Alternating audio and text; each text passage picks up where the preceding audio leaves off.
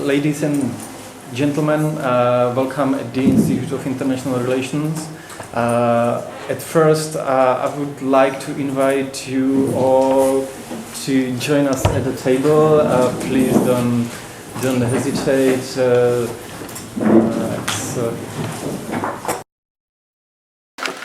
better to have you here so that we can have closer and maybe more open discussion on the topics of today's paper. Please don't take it as a presentation, it will be more of a discussion. In order to encourage you, it's better to have you here. Okay, so thank you very much for coming to the Institute of International Relations. My name is Lences. I'm a researcher here at this institute. Today we're gonna present two policy papers which focus on Western Balkans, which ask what should the new European Commission do about the Western Balkans.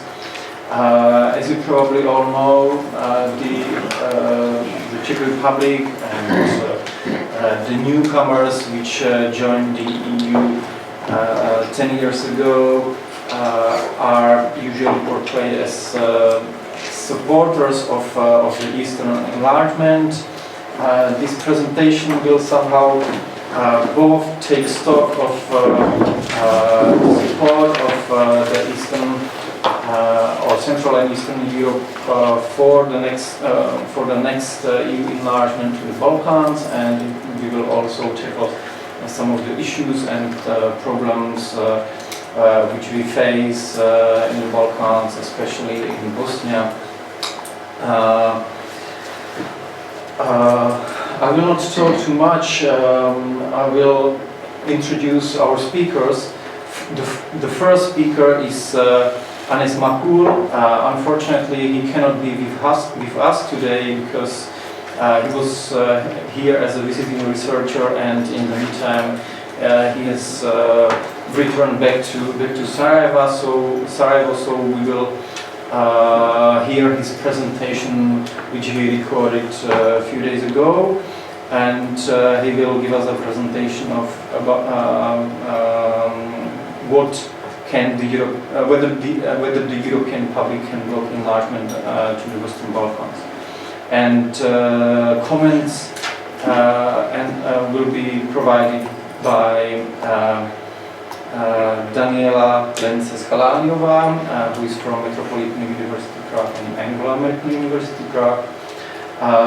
Also, we have here the author of the second paper, Tomáš Dopita, who will in the second part of our session present a paper regarding the discrimination and dysfunction in Bosnia and Herzegovina, and the comments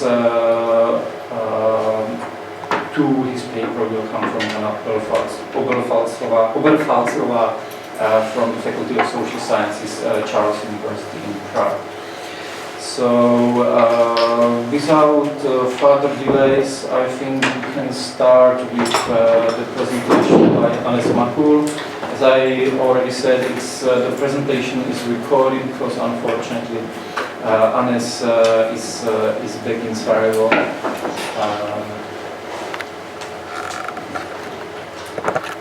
Good afternoon, ladies and gentlemen. My name is Hannes Makul, and I would like to thank you for your attention. I will present you today the policy paper, Can the European Public Block the Enlargement to the Western Balkans? The EU enlargement is considered as the most successful foreign policy tool of the EU. It is assumed that EU enlargement brings peace and stability, economic development, and the respect for democracy and human rights to the new member states. However, since the first round, the enlargement has been questioned by a number of people in the old member states. And in recent years, the support for accession of new member states has decreased significantly, and also the debates have intensified about the EU enlargement. The main reason for this development is the economic crisis that has contributed to the debates. It was questioned by the media, but also by the public, whether the new member states can achieve the standards of the old member states. It was also questioned whether the old member states would have to pay for the less developed new member states. And as you see, in this work we are focusing on the members of the Visegrad Group countries. So, first of all, I would like to start with the current position of the Commission towards enlargement. The new head of the Commission, Jean-Claude Juncker, said that the EU needs to take a break from enlargement so that we can consolidate what has been achieved among the 28. This is why, under my presidency of the Commission, ongoing negotiations will continue, and notably the Western Balkans will need to keep a European perspective, but no further enlargement will take place over the next 5 years. Also, Mr. Juncker said that the EU needs to digest actually the previous enlargement rounds. And as you know, in the last 10 years, the number of EU member states has almost doubled, from 15 to 28.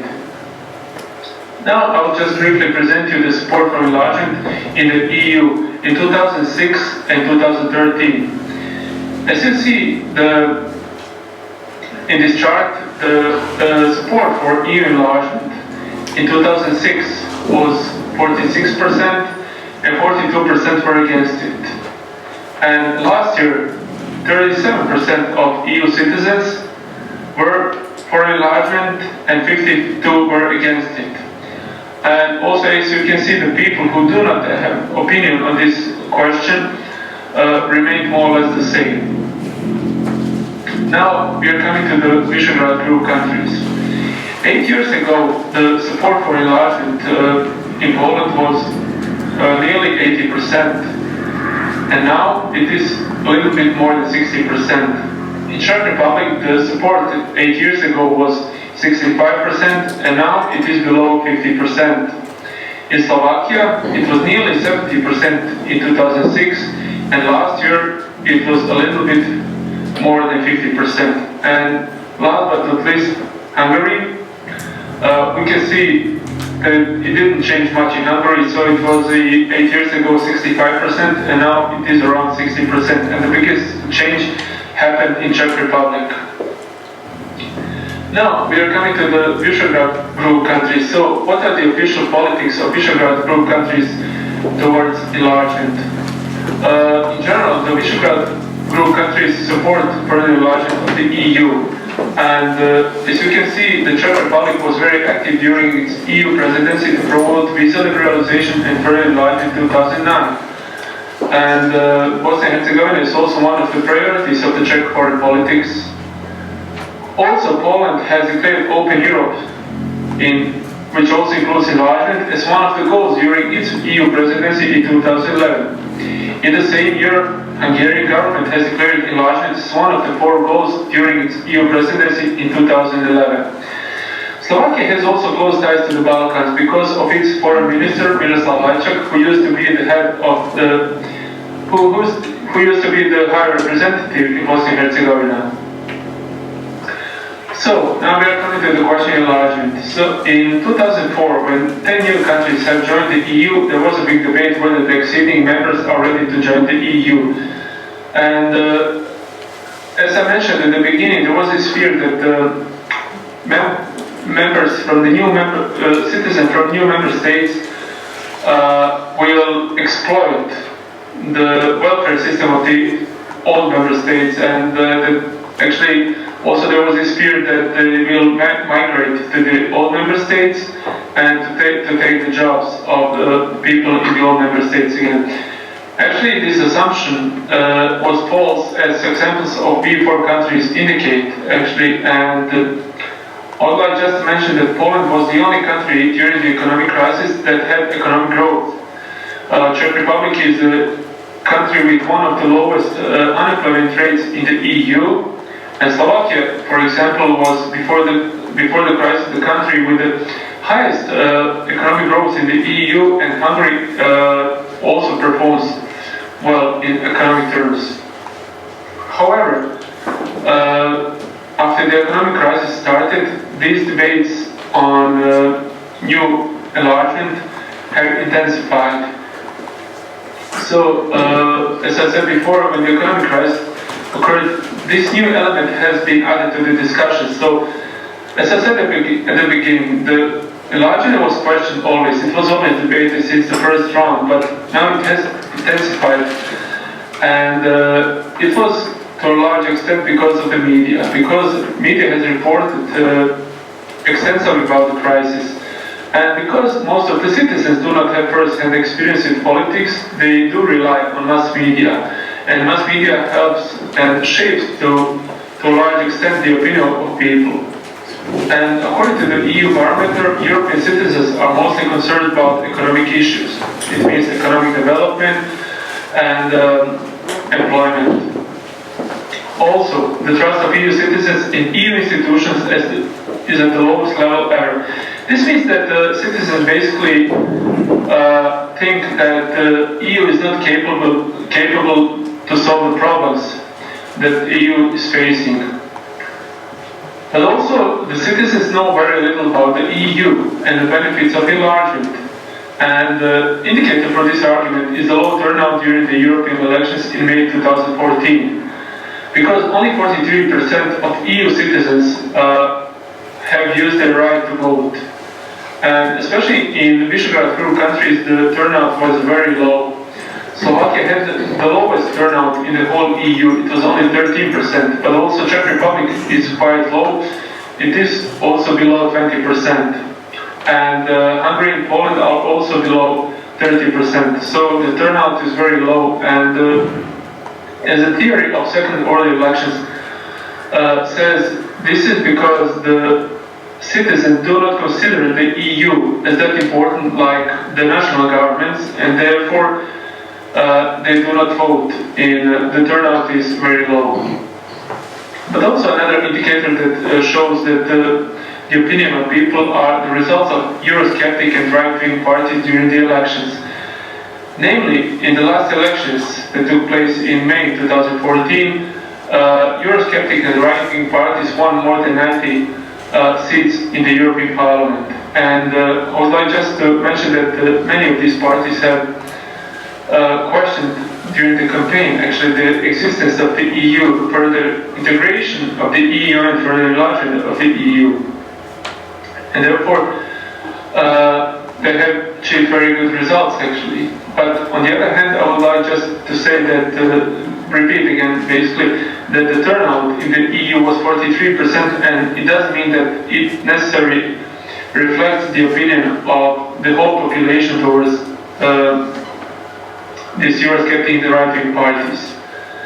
So, but how can the support for further enlargement increase?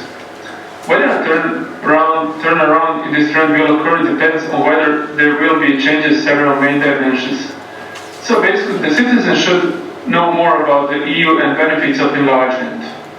But also better performances of the newest EU member states, Bulgaria, Romania and Croatia, can help to shape the opinion of people towards enlargement. So basically, the better the new members of the Union implement reforms and present their ability to transform into well-functioning states, the more likely are citizens to support such state as member of the EU, and also for further enlargement. So it means it depends also how Bulgaria, Romania and Croatia perform, because Bulgaria and Romania had quite a lot of issues with corruption, Croatia also, but Croatia has also big issue with the economic development of the country, because until recently the country was in recession, even it's a member of the EU. And I'll just come to the conclusions and recommendations. So basically in the conclusions I will repeat some of the things I said before. And like I said, the accession of new members has been always debated since the first enlargement round, but it has intensified when the economic crisis started and the support decreased for this process.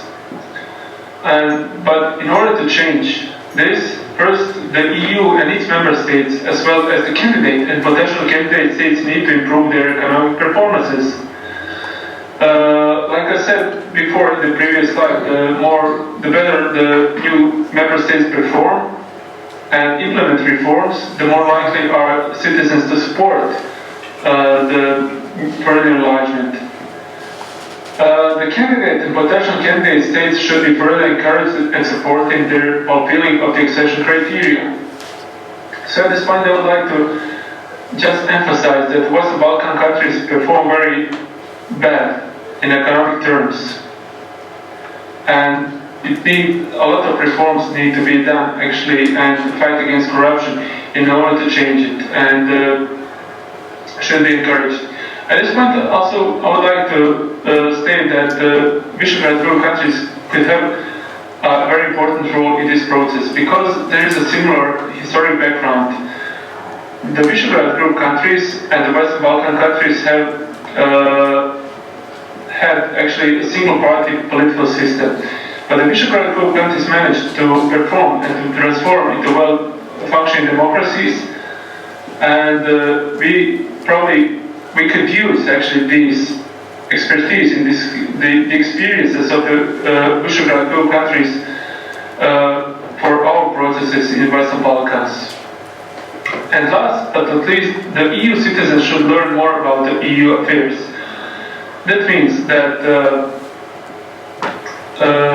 citizens should learn what are the benefits of enlargement, basically, but what are the competences of the EU as such, in order to have an opinion. And like I said, the benefits of enlargement, not only for the new member states, because it's always assumed that only the new member states have benefits from enlargement and less the old member states, but we have to keep in mind that the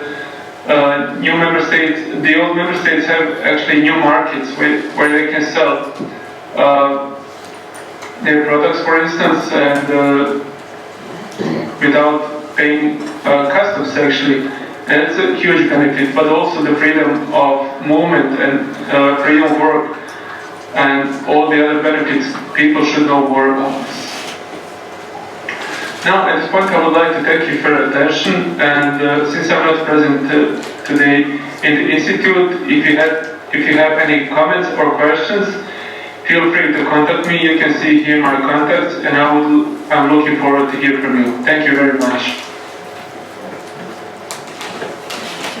Okay.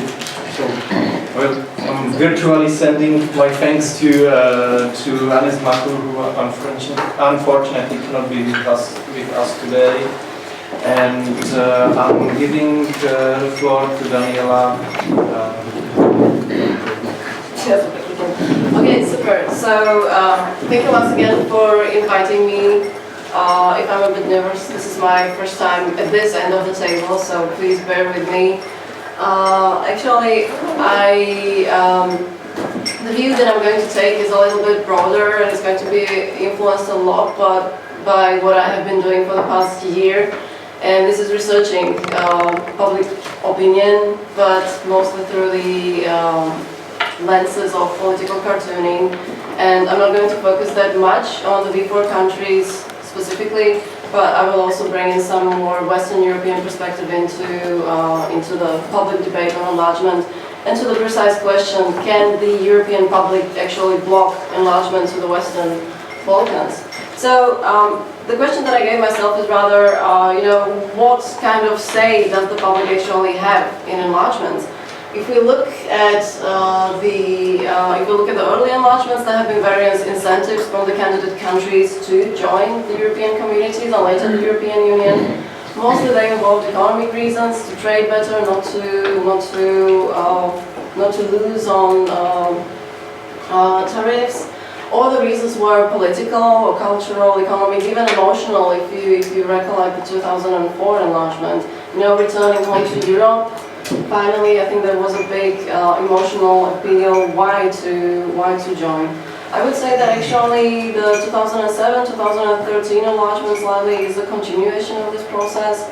And also Western Balkans continues a natural part of Europe and has always been historically part of European politics. So it could be seen as a later, or it could be seen as a continuation of this return to Europe process. If we look at the candidate countries today, they do, actually this is the latest Eurobarometer conducted conducted in June 2014, so even one that is newer than what Marco had here. All of the countries, as you can see here, if you compare the differences between the year 2013 and 2014, all of the candidate countries actually see an increase in their wish to join the European Union. And plus, I mean, geopolitically, also if we take into consideration the situation in Ukraine and the desire to be part of European Union Europe, rather than being part of the Russian sphere of influence, I think this kind of clearly demonstrates that there is will to join and that there is still some magnetism of the European Union. On the other hand, if we look at enlargements from a European perspective, then I guess what we can see here that the early enlargements, they were roughly about a confirmation that yes, you know, we can have peace through security, through trade, and countries they wish to join either for economic reasons or for political reasons as kind of a confirmation of their, I don't know, Western liberal democratic values. And the important thing, I guess, in the early enlargements was that if we take into consideration the debates on European Union's democratic deficit, they have not really emerged strongly until the 1990s. So we can say that the role that the public could play in the early rounds of enlargement was rather negligible, right? Because the early government, the early European Parliament was not really directly elected, and even if it was, the role to influence high politics was quite slow, and public didn't have a lot to say when it came to matters of enlargement. But then again, we can ask ourselves here, and we often do, is there something as a European public that could block the enlargement? The answers, they are varied, but it becomes more clear that, especially in the 2000s, that there is something like an emerging European public sphere in the making. That even though the discourses, they are still in their national languages, but the topics that are discussed at the European level, they are similar or roughly the same. And also the opinions about these topics tend to be approximately similar. So what we can say, yes, that there is some kind of a public notion about what is going on in the European Union. However, I would say that it is still strongly influenced by the national interest. As Agnes Markus said in his presentation, we have seen early in 2004, the European Parliament election, a great rise in Eurosceptic nationalist parties, gaining 90 seats. And I think what is important for us to learn from this is that actually we will have to start taking these voices a little bit more seriously. Not because they are Eurosceptics and 90 seats in the European Parliament is really not that much, but rather because these fringe parties, they are pushing the mainstream parties to change their policies, not to lose votes. So actually parties such as Front National in France or United Kingdom Independence Party in the United Kingdom, they actually not directly endanger the process of enlargement, but rather by their influence of the national parties, the mainstream parties, they can try to block. If I look at the topics that are discussed, I have to say that over a year I have seen hundreds and hundreds of political cartoons that dealt with European issues, but I have to conclude that actually enlargement and the Western Balkans, this is not really a topic. This is not really a topic in the public or in the European public sphere, if we can talk about it this way. And even if the mainstream voices say that, or when the integration and enlargement comes to the fore occasionally, they cannot bring some kind of united front, united argument why and which countries to enlarge to. And the mainstream voices actually are very easily picked apart by the Eurosceptics, because I think their argumentation is more to the heart of the average EU citizen. As again, Anis Markus noticed in his presentation, the average citizens, they do not really know much about how the European Union works, how the foreign policy works, what is actually at stake when it comes to enlargement, and they easily yield to stereotype and prejudice, and this is something that the Eurosceptics very easily exploit in their communication of issues. And I would say that currently two big chapters or two big issues are on the table, which are connected to the economy and migration. And even if they are not directly connected to enlargement, the consequences of these issues being discussed and opened, they can have an impact on the next enlargement.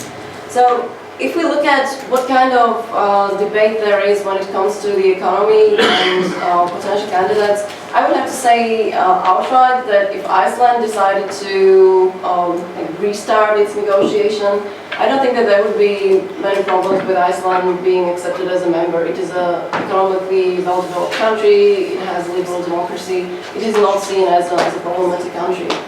On the other hand, the Central and Eastern European countries, and this is slightly kind of there is a discord between what Anis Markus said and what I think.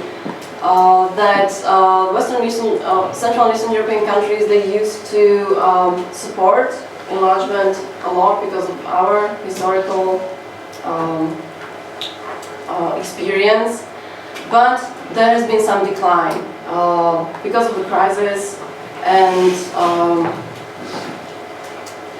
I don't know actually even why, but it has been also noticed abroad, namely in the research of Thomas Riese, who deals with public opinion research on a Europe-wide scale, that actually the countries of Central and Eastern European states, that they tend to support less integration when it comes to redistributive politics. If we take, for example, the bailouts, there has been quite, or it has been an accepted fact in the West that not to fail, we do have to set up these bailout mechanisms, and we have to be at least a little bit solidary, and it has been legitimized, it has been operational. But when it comes to support for redistribution in Central and Eastern Europe, this is a thing when the agenda gets a bit harder, because for example, recently we have been working with the representation of the European Commission here in the Czech Republic on a brochure about popular myths that should be made available to the public. And one of the myths that we handle is that actually the public believes that their country is contributing more to the European budget rather than it is getting back. And even though it's not the case factually in the countries of Central and Eastern Europe, there is kind of still held belief that it is so, that we actually give more money to Brussels than we get back. So if you think about enlargement in terms of further redistribution of funds to the new members, I think that this topic can be easily exploited by the populists. The other issue is migration, and again, Anis Markus, he hinted at it at least a little bit, that after the 2004 enlargement, what the Western countries expected is this huge wave of migration that kind of didn't come. But I think that as populism goes, we can still expect some kind of a Polish plumber phenomenon 2.0. That again, the Western as well as the Central and Eastern European countries, publics would expect that people from Western Balkans, they would make use of the new freedom of movement and would come, take our jobs, and in a situation after the economic crisis, if we have such high unemployment, then it could be detrimental to the national economies. Also, the view of the Balkans, I think, is kind of skewed by really stereotypical prejudices that, I don't know, Albania kind of, no offense here, equals corruption, or even if you put it into a wider context of current danger of the Islamic Jihad in the Middle East, that if you think that part of the population of Bosnia and Herzegovina is Muslim, then I think this could raise some alarms when it comes to the European public. And if this is properly exploited by the populists, I think it could be it could put a halt to the popular support of integration. Since I do cartoons, this is part of the evidence that I have found in my cartoon stash from 2008 to 2013, but these are actually very recent cartoons, 2014, 2013, and these two actually come from England. And what I wanted to highlight here is that we can think, or we can talk about migration from the new European Union states to the old European states, or from the potential candidates, if they become the members, to the already existing European Union. But what I have to highlight here is that we already have problems with intra-European migration as it is now. This is precisely a reaction to the United Kingdom Independence Party logic and rhetoric that I have been talking about. Nigel Farage, that is trying very hard to put limits on internal EU migration, and this is kind of manifested in negative discourses against Romanians, Bulgarians. This is actually a very disturbing cartoon, I think, when it comes to labor force from Lithuania. So again, some kind of a discrimination and negative stereotyping of the new member states. Again, these pictures, they have appeared when the transitional periods on movement have been lifted, so to allow Romanian and Bulgarian free movement into the labor market. So again, the political right was kind of very vocal about it, and perhaps the worst or more dangerous thing is that actually the political mainstream of the conservatives, which we consider one of the traditional parties, they are slightly catching on this trend. Just today I read an interview with David Cameron in The Guardian, who said that actually it's not Brussels that should be the arbiter of how people should move within the European Union, because of the persuasion that Brussels and European Commission does not have such legitimacy as the national governments. So David Cameron today openly explained that the public and the voters, that they are his boss and that he's going to do the public bidding rather than some kind of instructions from Brussels, especially when Jose Manuel Barroso, the outgoing commissioner, reminded him that actually putting up walls on the inside is in breach of the 4 freedoms that we have in the market. So basically breaching the foundations of the European integration. But I guess the United Kingdom is really not the only country that is considering some kind of caps or limits on even internal movement of people. You surely remember the situation of the Roma expulsion from France, or in the cartoon right there above, it's the illustration of temporary measures that were put in place to deal with migration from the south as a result of the Arab Spring. So the UK is by far not alone in this. The only 2 countries that I have studied for the past year from Central and Eastern European region were Czech Republic and Slovakia. And again, there is no direct connection or no direct opinion when it comes to enlargement and the Western Balkans. But I still think that the position here in the Central and Eastern European countries is a little bit schizophrenic and divided between yes, we should support enlargement politically because of the historical experience. We went through the transformation and it was successful. On the other hand, there's very much talk about the European money, and that we are the recipients of the European money, and that we want to continue being recipients of the European money. So I think that if, and as it will happen necessarily, if the countries of Central and Eastern European countries would stop being net beneficiaries and would have to contribute more to the European Union budget, I think that this is a position where the public opinion on future enlargement might actually change. When it comes to getting our money, then I think it can lead to further decline. Again, Czech Republic, they say, okay, of course, there should be a flag at the castle, but until that moment, when we become, net contributors. When we become net contributors, then we have to go down. Also, I think this cartoon, this is again February last year, kind of nicely illustrates that the slogan, "Back to Europe," has been, thrown to the bins, and rather, let's deal with the money corruption connected to the European funds. So to conclude, I do actually think that the public has the potential to block enlargement, especially the Eurosceptic parties pushing onto the mainstream party, and the mainstream parties kind of adopting these Eurosceptic antics not to lose their voters. And this can especially be problematic if we take into consideration the rather consensual style of Brussels politics. So I don't think that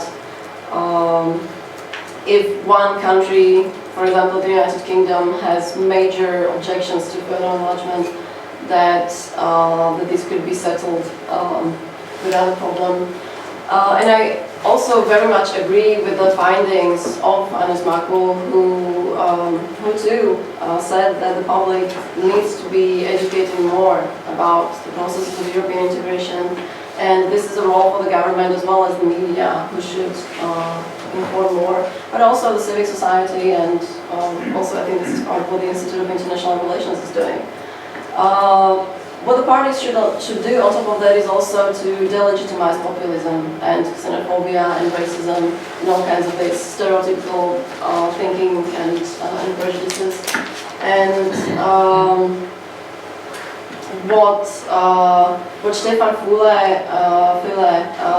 the outgoing Commissioner for Enlargement and Neighbourhood Policy, just remarked 3 days ago at the Ministry of Foreign Affairs, is actually we should perhaps strive to make the enlargement process less technical, so not as some kind of a box checking, we have closed this and that chapter, but to make it more political, more discussed out there in the open, to engage the publics more. So I think I do agree that this is a way to go. And of course, again, he said that it is somehow unfortunate what Jean-Claude Juncker has said about the enlargement, that perhaps the countries of the Western Balkans, they already exhibit some kind of reform fatigue. This is the term that he used, reform fatigue, that the negotiations are taking a long time, that the process is quite slow, and hearing the words that there's not going to be an enlargement for the next 5 years, that this is something that might slow down the reform process even more, or does not act so encouragingly as perhaps it should. So yes, what we should do, we still should show support for enlargement, and even though technically it is not possible in the next 5 years, I think that we should really emphasize this option to the future. So I'm not going to say any more. And yes, I give the floor to Tomáš. Thank you. Thank you. 1914, But it's part of the picture regarding the enlargement. Yeah, it's an unusual situation. It's interesting to observe as an outsider. Yeah. More questions, comments? Okay, if there are no more comments regarding the public opinion in the EU, I think we can move to the second topic of our today's meeting, our today's presentation, and the next paper will deal with the question how we should deal with the discrimination and dysfunction in Bosnia and Herzegovina. So we will move from the EU itself to the region and more specifically to Bosnia and Herzegovina. Tomáš, the floor is yours. So hello. Thank you very much for coming, and thank you for your time and attention. As already mentioned, the main topic of this paper is the topic of how should we deal with discrimination and dysfunction in Bosnia and Herzegovina. And the main goal of the paper is to think in terms of the European external or foreign policy and suggest a new framework for this policy. And I'm talking, it was already mentioned here that to explain the internal issues of Bosnia and Herzegovina to some people in France is very, very difficult. So I am trying here to make it as simple as possible. So let me just talk a bit about what I mean by discrimination and dysfunction.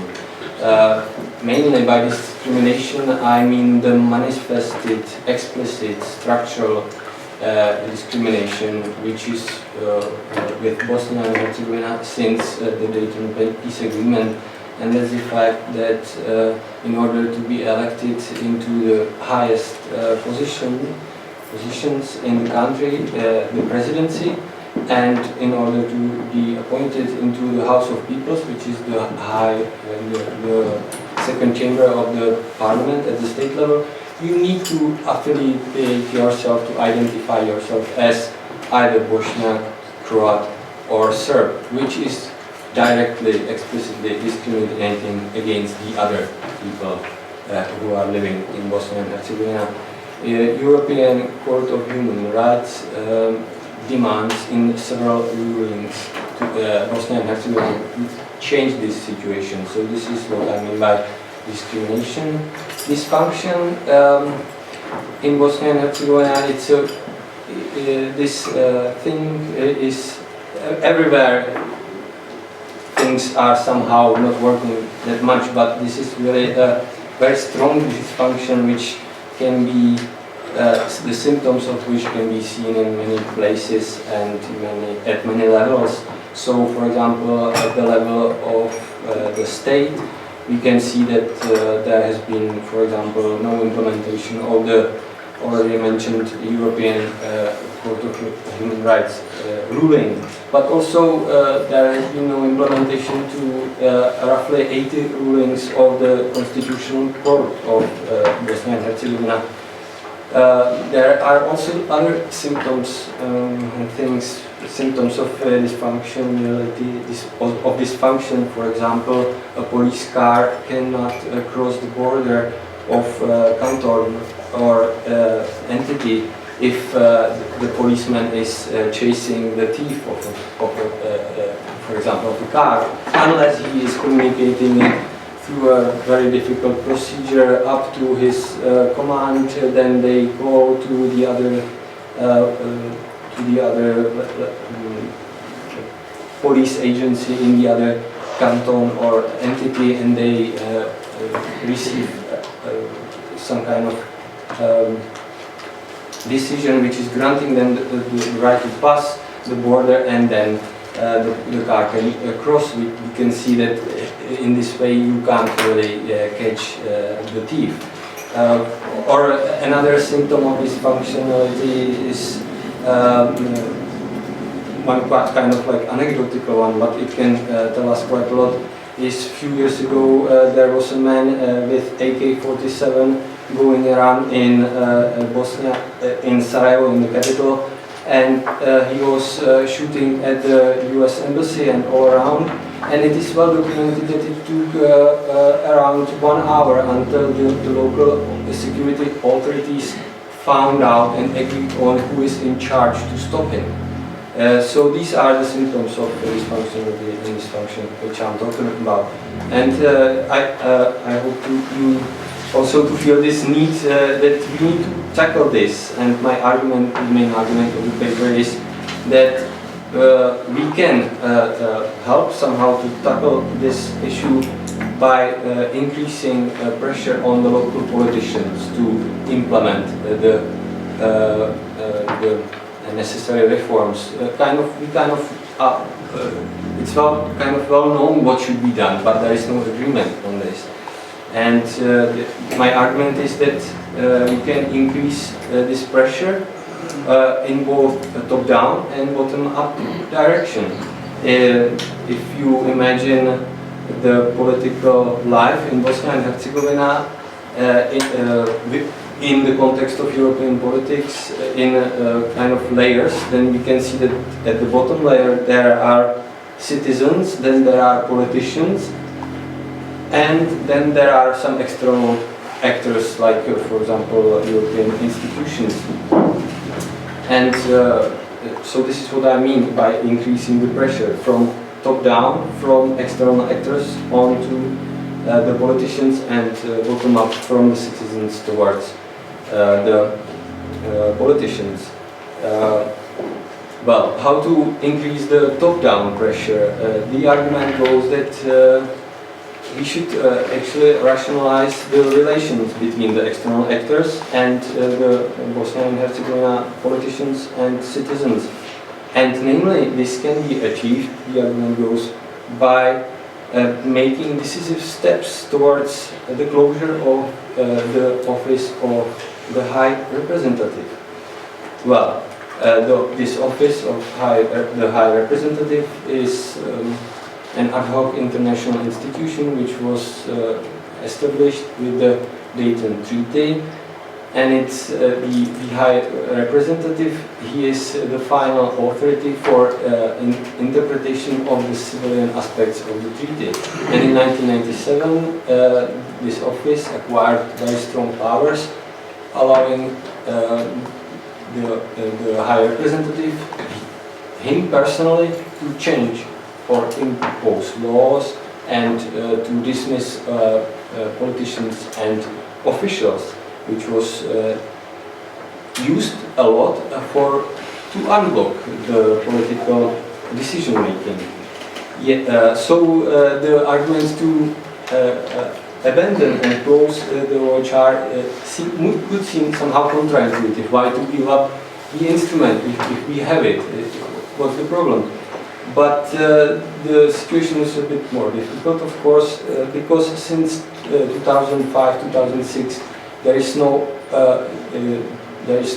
consensus at the international level giving the High Representative the authority, the final authority to use these powers. So since then the High Representative has somehow begun slowing down or weaken his intervention, and now in recent years there's actually no use of these powers. So when we had this metaphor of layers, where there is citizens and politicians and external actors, then somewhere between the politicians and the external actors there is yet another layer of which is this single institution, let's say, which has powers to interfere in Bosnian and Herzegovinian politics, but it is not doing it because it has no authority to do it anymore. So now, at these days, the effect is that the OHR is actually blocking a proper communication between the local politicians and the external actors. And it is also, in some other ways, complicating the overall relations, for example, if you can imagine, between the citizens and the external actors. Because it is simply distorting the message, distorting the communication, kind of making a strange shadow and using a lot of energy and using a lot of resources while it is not doing anything. The main reason why the OHR, the Office of the High Representative, is still in the theater is that, again, there is not enough international consensus on its closure. So the argument is, yes, in order to tackle the complicated structure in Bosnia and Herzegovina, we should sweep in front of our door and make it a bit less complicated, at least in this way, where it's actually our where it's actually our responsibility to do it. Then again, towards the bottom-up direction, how to increase the pressure in the bottom-up way from the citizens towards the politicians. So I'm trying to argue that in order to do this, it is very useful to start thinking in a bit broader way about politics, not account for politics as just as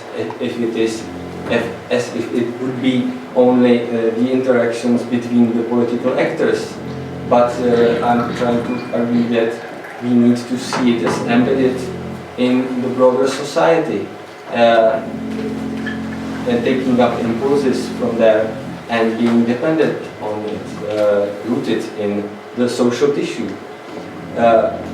Then, if we take up this perspective, this broader perspective, which was quite common in thinking about politics earlier, but now it's not that much popular, then we can see that there is a huge potential to actually increase the demand for cooperative politics by opening spaces for societal integration at the level of everyday life. Actually, by improving the material and institutional conditions for functional cooperation. One of the main issues or examples of this, how I mean it, is actually the issue of European integration as such, which was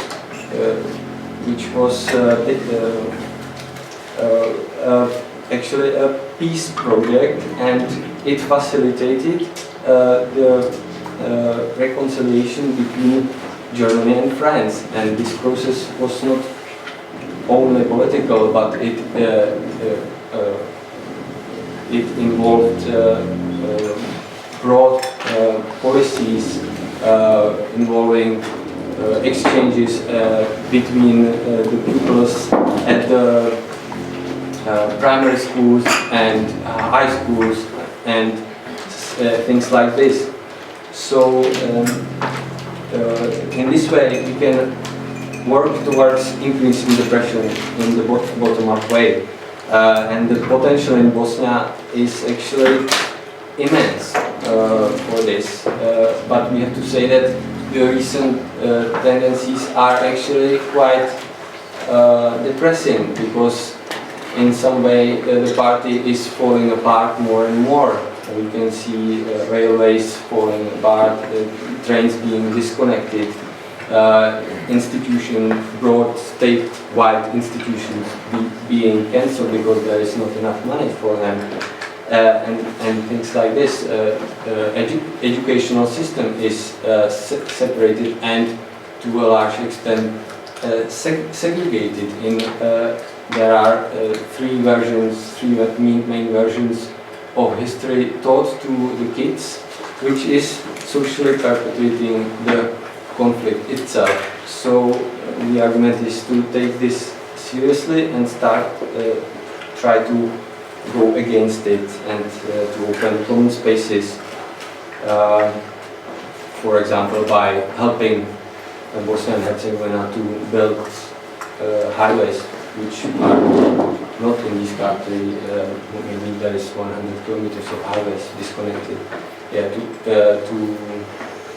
keep the railways not to really fall apart finally, to pursue projects, education projects and stuff like this. For example, huge projects which could have impact in the whole country can be pursued by big donors, for example, at the level of the European Commission, but also smaller donors such as, for example, the Czech Republic or just some NGOs or international organizations. They can target some they can create some specific initiatives and target, for example, special target groups, but they should somehow internalize this principle that the common spaces for societal integration should be opened. This can be operationalized, for example, by demand that at some level in some projects participants from different territorial units should participate, for example. So I will leave it with this. Thank you very much for your presentation, and I give the floor to Hana to comment on Tomáš's paper. I appreciated Mrs. Dobrita's analysis very much, and I would like to give my comments on each of the key points. My analysis departs from the framework of intractable conflict, which is a type of conflict that lasts for more than a generation, and it is accompanied by some psychological changes that are very relevant to its resolution. So my analysis of this will be broader, and I will say why, and I will get back to Mr. Dobrita's key points. The intractable conflict is accompanied by societal beliefs that are being developed to help the society members cope with the conflict. And these societal beliefs, among them is collective memory and also what is called conflict ethos. The conflict ethos means basically that the society members believe that they are victims of the conflict, that they were being attacked unjustly by the other party, that they think that they need to ensure their security, that they are seeking peace and it's the other party that is seeking conflict. They believe that they are all united, that they are all thinking the same way, and that the strong feelings of patriotism are developed in that society. It is the case of the Israeli-Palestinian conflict, but I have seen some similarities in Bosnia as well, although a professor of social psychology told me that this conflict ethos is not as strongly expressed as it was in the years during and after the war. But I consider that taking it in consideration is still relevant. I am speaking from my own experience in Bosnia because I'm writing my doctoral thesis on Bosnia, on reconciliation, on the reconciliation process, and I would like to share with you what I have seen and heard during my field trips and during my research. Basically, what I see as one key problem for the reform of Bosnia and Herzegovina is the deep fear and mistrust of the peoples of Bosnia and Herzegovina that they have towards each other. The entities and the cantons, they are there because the people of Bosnia, they feel insecure, they feel threatened by the other. They see Serbs and Croats say, oh, Bosniaks, they have the majority, they can do whatever they want. Especially the Croats, they are the least numerous, so they have a deep sense of fear of the other ones. I have heard both, let's say, reconciled Serbs and Croats who have friends in the other nations saying that Muslims want to build an Islamic state. So the story which was there at the beginnings of the war is still present, it is still there. And I believe that one of the leaders of the Muslim religious communities said something in that sense which did not really add to the trust of these communities. So this is one reason why the nations of Bosnia want to keep their entities and their separate education systems, their separate history books, because they want to preserve their identity and feel secure.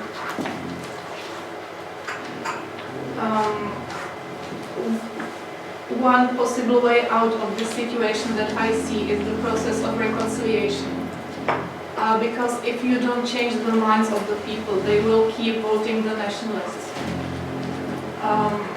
One reason they vote the nationalists is that they feel that they will protect them better. One possible thing is that they give them their national pride, especially the Serbs feel threatened by the international community because the war is being blamed on them. If you want to support reconciliation, there are several mechanisms that I would like to name, and I would like to get back to the policy paper. Well, reconciliation can be supported by different mechanisms like interethnic contact, prejudice reduction, empathy, apology, memorial building, and the mechanisms of the so-called transitional justice that is in course in Bosnia and Herzegovina. And a lot has been done in Bosnia in this sense, and a lot is being done currently. But I think that it is still not enough to bring about a full societal change so that people would start voting non-nationalist parties. From what I have seen and heard in Bosnia is that many people have reconciled already. I cannot see how many, but from the different researches, it seems that many people are inclined towards reconciliation and some inter-ethnic cooperation, and they also do wish that all the perpetrators be punished. You have probably heard that in February there were violent unrests, violent and non-violent, in Bosnia. The people of Bosnia said, we have enough of this situation, we have enough of our politicians who are not supportive of the economy and of our society and who have high salaries, and we want to do something about this. And these protests were multi-ethnic. The people just said, we are hungry in 3 languages. And these protests were interrupted by the floods in the month of May, so they did not continue. The results or the thoughts did not reflect themselves in the results of the current elections. But I think that there is still hope that the people are open towards reconciliation, but that a good support from the international community and some assurances that their interests will be protected in Bosnia and Herzegovina could eventually help to overcome the blockades. In Bosnia and Herzegovina, the key process that should enforce reconciliation is the criminal justice, like the Hague Tribunal. It is the aim of the Hague Tribunal to punish the perpetrators. However, the people say that we want the direct perpetrators to be punished. Because they have killed our loved ones. No, it was not Ratko Mladic himself, but it was the direct perpetrators. So this is a key problem in the reconciliation. Local courts they are not that much able to deal with such heavy war crimes. So it would be good if the European Union gives them more support if that's possible. Another key problem is the truth telling.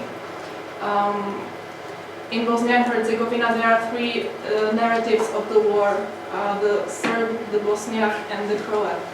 And each side believes that it was the victim of the war, and each side, basically the Croats and the Serbs, called the war the homeland, the war for the defense of the homeland, and the Bosniaks, they call it a foreign aggression. If you hear stories about different massacres in Bosnia and Herzegovina, you hear completely different stories. And this creates a deep mistrust, and unless somehow these narratives are reunited in a unique national narrative, it will be very difficult to go on with the institutional reform, because this feeds the mistrust. In Bosnia, there were two tentatives actually to found a National Reconciliation Commission, but they were met with an unsuccess because the process was not transparent, and it did not have enough support of the politicians. Also in Bosnia, what is feeding mistrust and hate are the memorials. There is no national policy for memorial building, and the memorials typically represent only one side of the conflict, and they name who is the victim and who is the perpetrator, calling them by these words.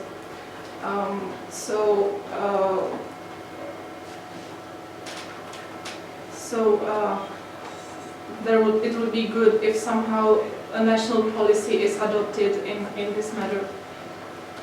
Also in Bosnia, many people, up to 50% of the war veterans, and are affected by the post-traumatic stress disorder. Many civilians as well, but some people say it's the 10%, some people say it's the 50% now. Anyway, many people have suffered a lot and they are not able to work, and reconciliation is a big obstacle to trauma, to reconciliation. Trauma, if you are traumatized and you are living nightmares and you are living your wartime memories every day again and again, and it's preventing you from working normally in your job, being efficient, then you can hardly go on and forgive the other ones for what they have done to you. So this has been proven in Rwanda in a quantitative study, and Bosnian authorities should be aware that if reconciliation needs to happen, the problem of trauma should be dealt with. It is being dealt with actually, but being traumatized is not a basis for compensations by itself. The last, yes. So now I would like to get back to the key points, and I'm going to finish with that. The economic activities that Mr. Dopita highlighted are indeed an important mechanism of reconciliation, because they foster inter-ethnic contact and they can help to reduce prejudices. It has been proved in a study that when there was financial support in a local cooperative, it created jobs for both Serbs and Bosniaks, and it helped to build inter-ethnic friendships. Jobs are actually an important reason to cross the boundaries and go to live in the other entity, because the jobs are very rare in Bosnia. The unemployment rate is something like 44%. And if people get a job in the other entity, they will go. So this is an important key point, and I think that it should be supported by the European Union. The educational system does indeed transmit the national the language and the national history books, and there exist in Bosnia 2 schools under one roof, which means that, for example, in Gornji Vakuf, which is a divided town, there is 1 school and 2 entrances. and the kids, they have their own books and their own entrance and their own teachers, and they do not get into contact with each other. And that's really absurd, and the division can be felt throughout the town. It is better in other towns, it is not like that, but the two schools under one roof still do exist in Bosnia. And Janine Natalia Clark, who is researching reconciliation book in Bosnia, named the abolition of these schools as one of the conditions of reconciliation in Bosnia.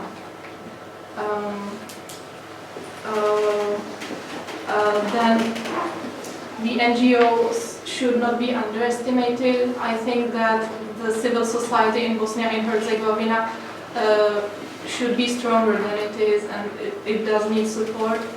And there are very interesting activities by some non-governmental organizations to foster reconciliation, such as through the initiative that I'm researching, which is that when ex-torture victims tell their story and their way to reconciliation, and this seems to have a strong impact on people. So I think that or the publication of books which can promote empathy should be fostered. And the last point that I have is that it is basically the separatism of Republika Srpska.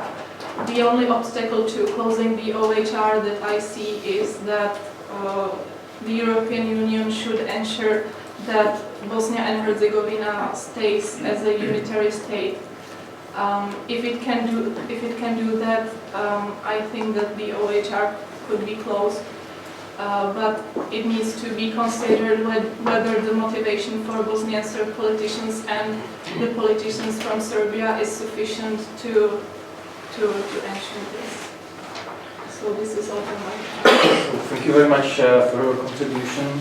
I think we have more or less heard another third paper on the topic. So I invite you all to comment, question, and criticize both of the contributions, and I open the floor.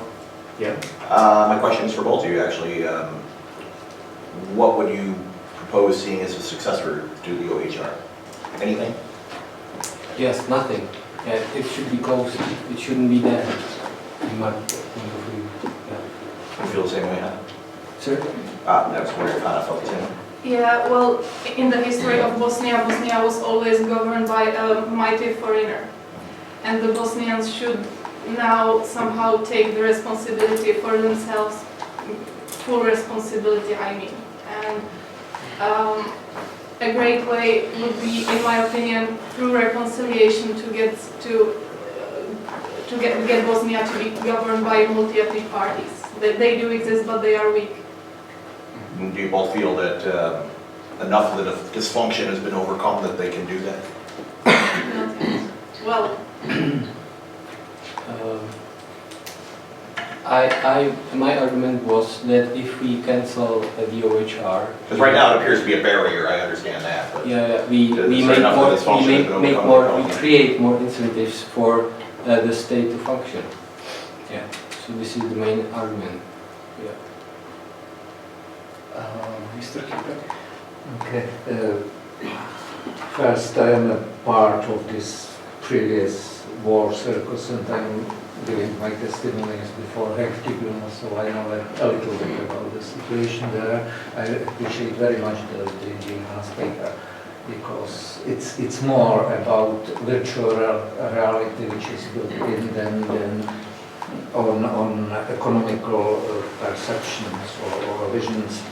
First, what was not mentioned is that Bosnia and Herzegovina was touched by the influx of intelligentsia, mostly of these kind of outflows.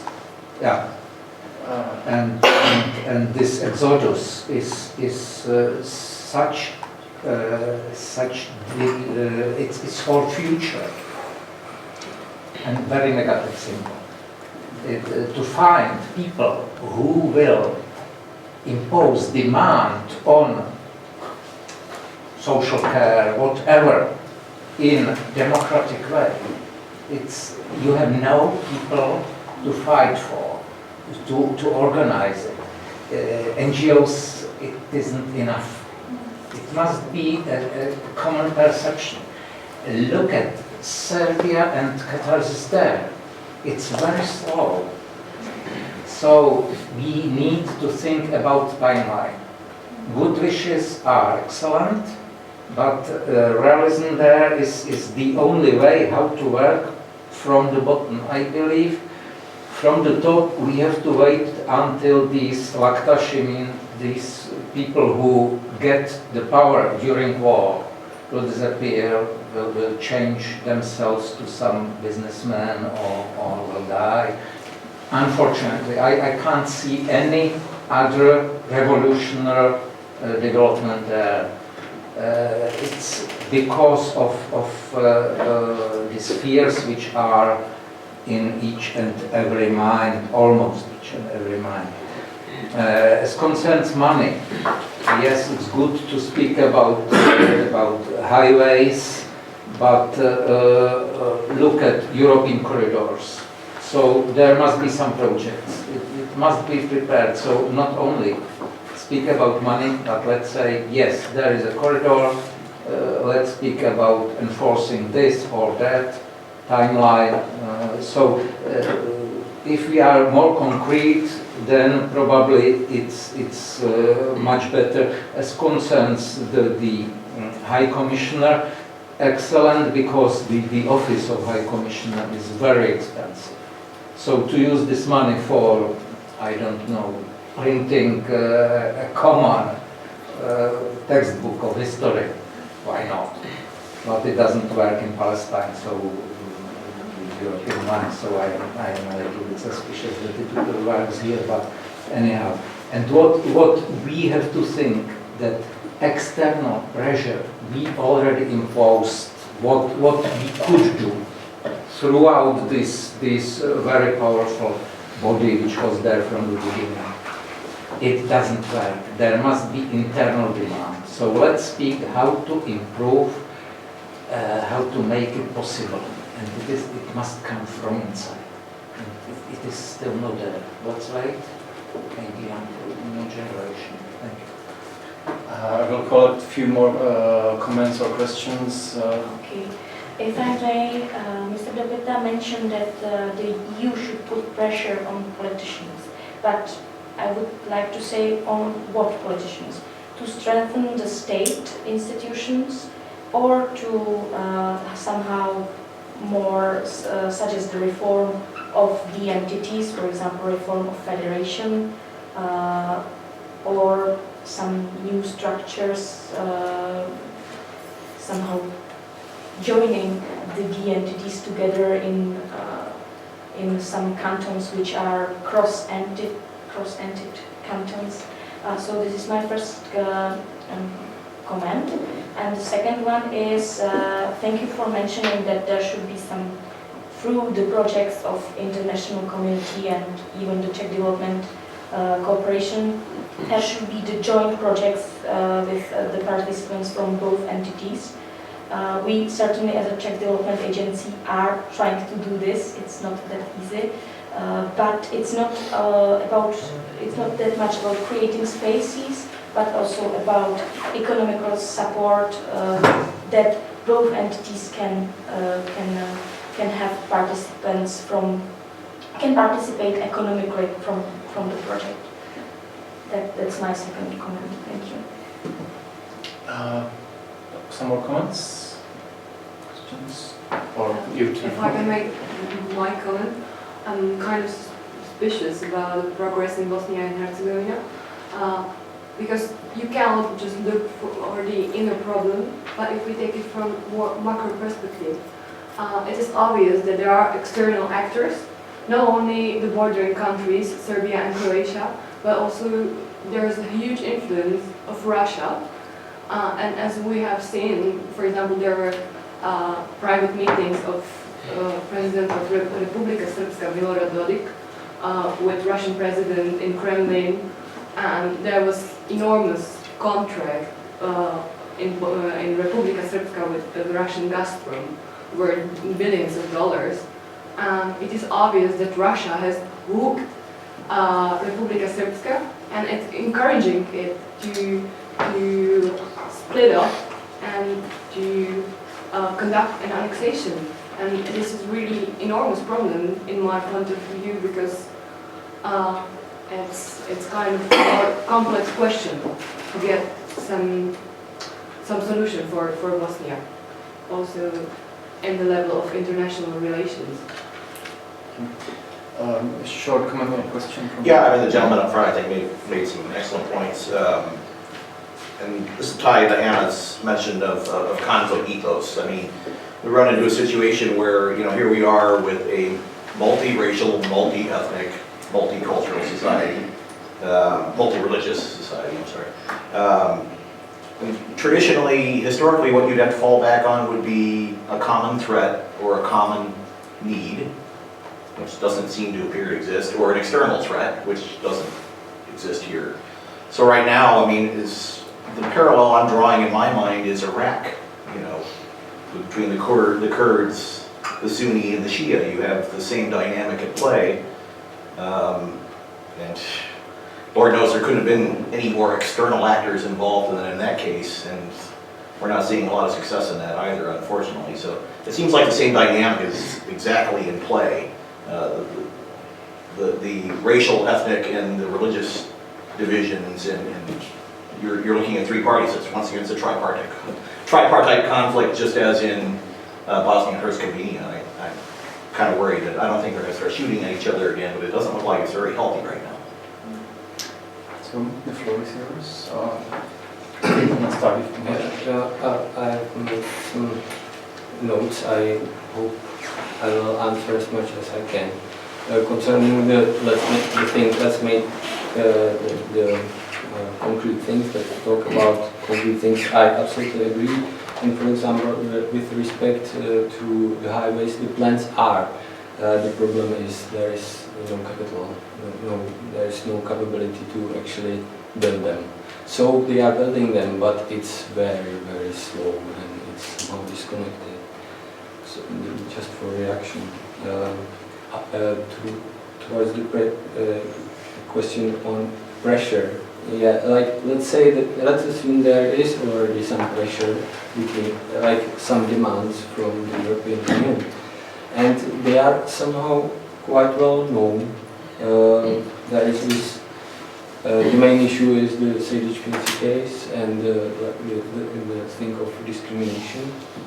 The other thing is that the country doesn't really have some workable institution for cooperation with European institutions.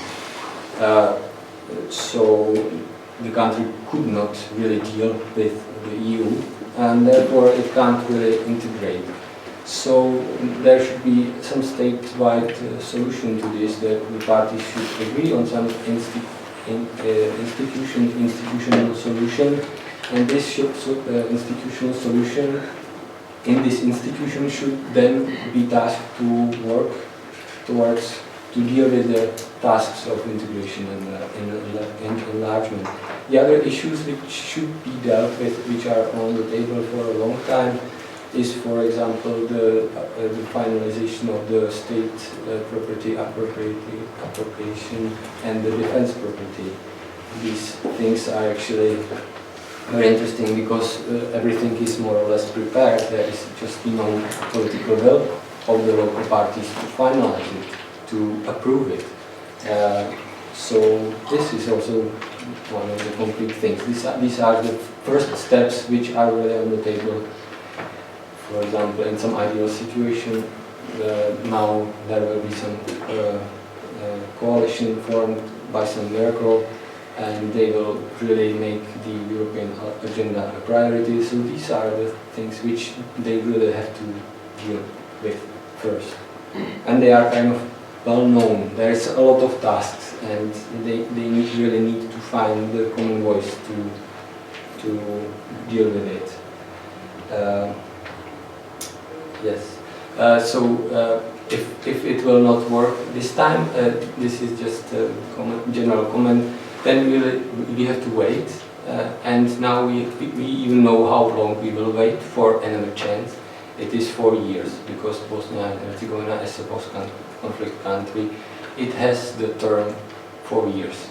And if there is some preliminary elections, it will only, the government and the elected officials will only stay until the end of the term. So there is not a big incentive to go for the preliminary elections. So this gives the country some kind of stability, but also kind of difficulty in changing the directions and making changes.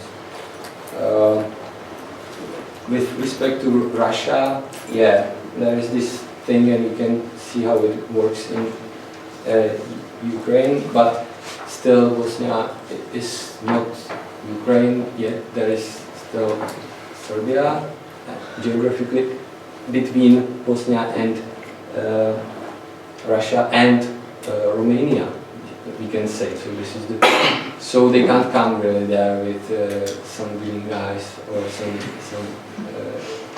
some paramilitary or military troops and forces and kind of destabilize the situation. So this is it is important thing, but it's not really that much danger. And if one sees what, for example, the leader of the strongest party in Republika Srpska, Nová Republika, is saying, he says, yes, we want to go with the EU, but also with Russia. You know, he says many things, but this is also what he says. So Russia is a complication, but it's not an absolute block, in my opinion. Towards this thing, the three-party conflict and somehow kind of depressive view of the future. Yeah, this is one of the strong and long debates on Bosnia in the long term. Is it a case of long-term hatred and we can't do anything about it and the only rational thing is division? Or is it a case of long-term, this is just a nationalist nonsense and Bosnia is actually a case of long-term toleration and harmony? I like to be hopeful and think that the last 70 years of European history shows that time heals all wounds. And hopefully, I think this is both a bit too much extrapolated, and I think it's context dependent. In Bosnia, the conflict was not really caused by internal actors that much. It was in 1991 there was war going on in Croatia already, huge battles, sieges of Dubrovnik, of Vukovar, and in Bosnia there still wasn't any war. It was somehow important. And now you got Croatia and everybody just goes to the beaches. Yeah. So I think it's context dependent, and now we see the context is, even though Russia is around, there is still, it's really favorable context to build up something positive, and you can see that, for example, in the case of France and Germany, it has worked. Now the conflict is unthinkable, and it was unimaginable to get into this situation in 1945. And I think the ideal should be to work towards this situation in Bosnia as well.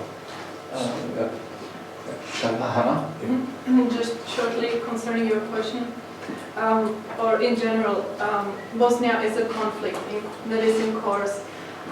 The dispute is about territory, about the possible division of whom should Bosnia or its parts belong to. And this conflict has not yet been resolved. It is very long and it has not yet been resolved. If you want to settle a conflict completely, you need to meet the parties' basic human needs. Or get rid of them. Yeah. It's not a good idea. Yeah. And these needs, they are material. It can be to have a job, to be able to live a normal life with dignity, but they are also psychological. every nation has a need of a positive identity, to be able to preserve its identity and to have a positive identity. What is happening in Bosnia? Why do the Serbs, among other things, want to go away? Because the war is being blamed on them. However the war started, they don't like this, and they are saying, please recognize our victims, because we did suffer too. We too were victims of this war. Once again, the three narratives you mentioned. Yes, too. yes. But what I really think, when I was traveling around Bosnia, I was visiting war victims groups. And these people were showing proof. I was in Visegrad, and they were showing me proof of crimes against Serbs in eastern Bosnia that happened before the massacre in Srebrenica. And they said, we want these crimes to be punished and recognized, and it's not being done. Only Serbs are being put on trial in front of the Hague Tribunal. So as long as the international community does not take this fact seriously, Bosnia can hardly stay a unitary state. Also, they need security. They feel that they still somehow believe that Bosnian Muslims want to build an Islamic state, and the entity is somehow protecting them because they can decide in their entity. And it's the same thing for the Croats. They say we are the least numerous in this country, and the cantons, they are there to protect us. So if these basic needs are not being taken care of, the conflict will continue. However it finishes, it can finish by Bosnia splitting up, or by another war. I hope not. I don't believe that. But yeah. And unfortunately, I still see that like parallel to Iraq. You know, with the Sunni, Shia, and Kurds. It's just so. That's why I talked about. There's still that delicate balancing act between trying to have a national government that's representative and inclusive, which there isn't, and the need for autonomy for the Kurds, and the need for respect for a majority religion and a minority religion and everything else, and it's just not going very well, obviously, right? Not there right now. Our meeting is heading towards the end. I'm supposed to give some final word, but the problem is that I don't have final words. I have more comments and questions. And I will still allow you to react to them. So, and I will play the role of the devil's advocate.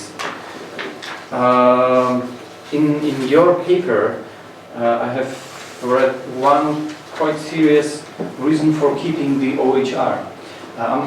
Here's the quotation. OHR stands as a good punching bag for the local nation leaders who like to train their nationalist muscles while invoking the old rivalries and grievances. From my point of view, this is the perfect reason, the best reason for keeping the OHR. It can serve as a lightning rod. Of course, I understand your point. Since we have the OHR, it relieves the local politicians from their own responsibility. That's your main point.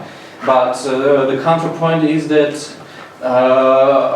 my argument would be let's keep OHR as a useful lightning rod, or as you put it, punching bag for the local national leaders. Because if there is no OHR, they will start punching each other to train their nationalist muscles while invoking the old rivalries and grievances. I'm just quoting your paper. And since we have a friend from the US here, and we have already invoked the European experience. The European experience was not just about the reconciliation and the European integration. It was also about the Allied occupation of Germany, which continued with quite strong US military presence in Germany. Germany was occupied for a long time by the Allies and then by the Americans, and I think that it was a very positive aspect, not just in the context of the Cold War, but for Germany itself, because it not just helped to keep the nationalism down in Germany itself. It has protected Germans from themselves, but it has protected Germany in general. And since Hana already mentioned that still security is important for these people, of course there is no external threat like in German case, but still, so why don't we keep pretty strong external army, occupying army in Bosnia and Herzegovina? Of course, the problem is that, of course, money. The problem is that it's difficult to find an occupying force which would be accepted by all three parties. It probably would need to invite the Chinese. Well, you know, we like to use the term peacekeepers as much as we hate the blue helmets. But yeah, but yeah, there may be a point for keeping if not a civilian OHR, then at least why not transfer it into military presence. And one last point, I understand Tomar's point about the need for the local people to take responsibility for themselves. But the problem is, who is the self? You know, the problem is that the local people or the local politicians, they probably would be ready to take responsibility for their selves, their own community. You know, I think that I'm not familiar with the situation on the ground, but I think that the local Serbian political leaders are ready to take responsibility for his self, for the Serbian community, and the same can be said about other. And they can, you know, they will trump up nationalism, and nationalism is a vehicle for keeping the politicians taking responsibility for their national selves. But the problem is that we need to think about the mechanism which would probably force the national or the community politicians to take responsibility for the others. Maybe some kind of rotating presidency or something like that. So these were my comments. Yeah, we have some time. Concerning the OHR and military mission, there is still a mission, and I intentionally didn't tackle it in the paper because it would expand it, and I'm not suggesting to withdraw the mission. There is still EUFOR, there was I4, there was S4, and then there was EUFOR, and it is still there, even though it's quite weak. Now it has around 700 manpower, but it is still there. I'm not arguing against this. I was arguing just about to like closing the post-conflict institution, which seems to be like left from the old days, but of no use now, consuming energy, attention and resources, and also working as the train punching bag for the nationalists. But my idea was not that it is the lightning rod, which is an interesting idea for me, but my idea was that they train their muscles, they make the national selves stronger against the OHR, that it makes them stronger than against the other. There is a difference between this.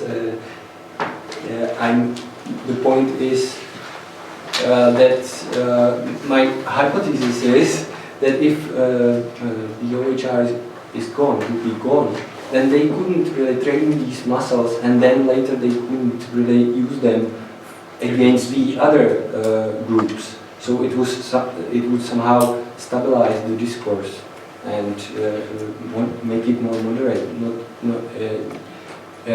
For me, it's not that much a lightning rod, but maybe a red tape or red rag for the wool. And about the self, what is self? Yeah, that is an old philosophical question, and I'm in no way suggesting that we should work towards, or like it's not realistic at all to work towards the self as Bosnia and Herzegovina as such at the social, psychological and social level, and political level. There are certainly three selves and they are directed against each other. So this was not my argument. Yeah, there are three strong selves and they are in conflict with each other and they are making themselves strong, right? Just because of the presence of the enemy, very close presence of the enemy, which they do not really tackle well. Yeah, so this was. So, Hana, do you want to respond or comment? I wanted to say something, but I forgot. Okay, we can talk about it later on. Okay, so if there are no strong comments from the audience that you really need to say, I would like to thank you all for coming here, for listening to our papers, to our policy papers. Thank you very much for the discussion. Unfortunately, this is not a topic. This is not an easy topic. So our conclusions, recommendations, of course, can be stated, yeah, the process will continue, and The easy topics are never any fun. yeah, and yeah, that's true. Yeah, this is conflictual topics. It's more fun. But yeah, I would like to thank you all. Thank you very much for your ideas, for your recommendations, and hope that those responsible will somehow pick them up. Thank you very much.